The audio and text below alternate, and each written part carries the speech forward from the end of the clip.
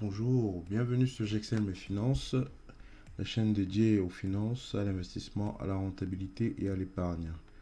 Donc en parlant d'épargne, aujourd'hui le sujet c'est le défi des 52 semaines. Je pense que beaucoup de personnes le connaissent.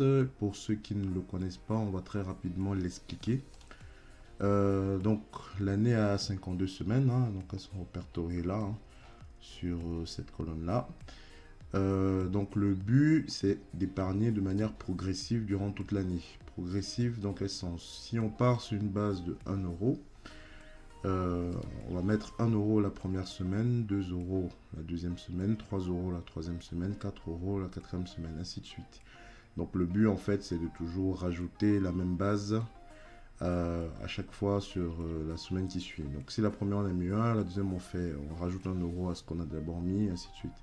Donc la 52e semaine, on aura à mettre 52 euros dans l'épargne.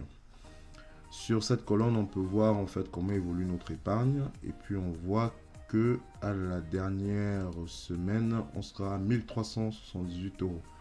Donc c'est pas inintéressant comme épargne, sachant qu'avec les fêtes, si on a commencé vraiment au début d'année, ça nous permet quand même de garantir en fait les achats, tout ce qu'on peut faire en fait souvent en fin d'année et de pas avoir un compte rouge en fait parce qu'on a dépensé énormément durant les fêtes.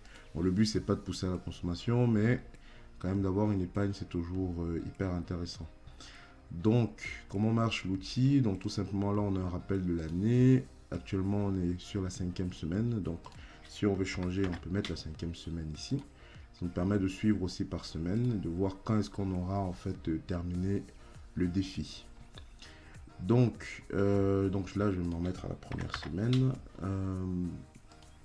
Donc, ici, on a mis une base de 1 euro. On est aussi en mesure de mettre une base de 2 euros. Donc à 2 euros, le principe est le même. Donc c'est 2 euros, puis 4 euros, puis 6 euros, puis 8 euros, ainsi de suite.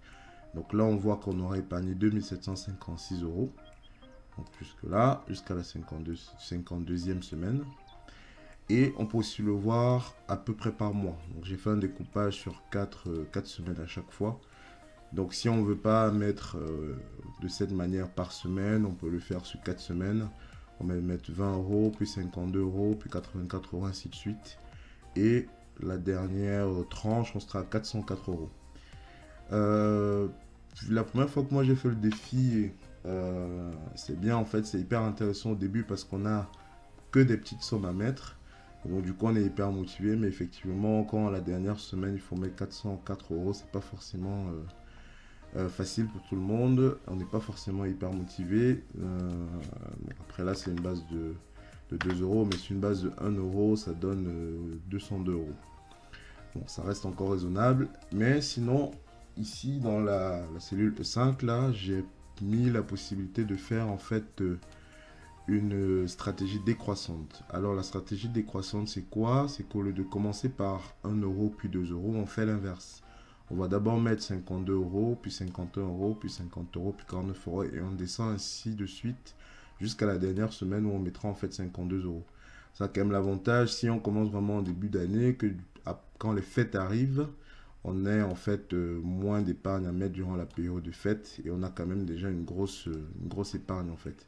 Donc c'est toujours intéressant de procéder ainsi. Ça reste pareil si on change de base, hein. On aura quand même 2756 euros et puis on est en train d'épargner presque rien quoi, sur les dernières périodes. Donc c'est quand même vachement intéressant sur ce point-là. Ici, j'ai rajouté la possibilité, si on ne veut pas forcément commencer sur la semaine actuelle, mais qu'on veut commencer une autre semaine.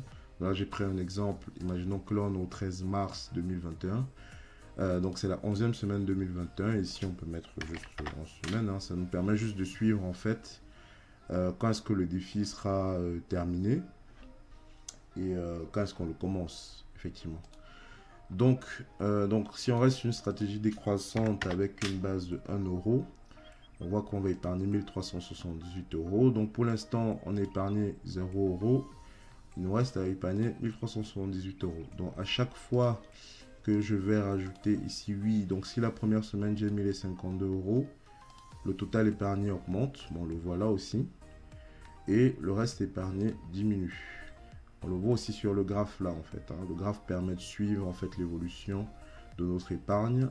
Donc si je mets 8, pareil, donc 103 euros, ainsi de suite. Donc là par exemple sur la première tranche, on aura épargné 202 euros total.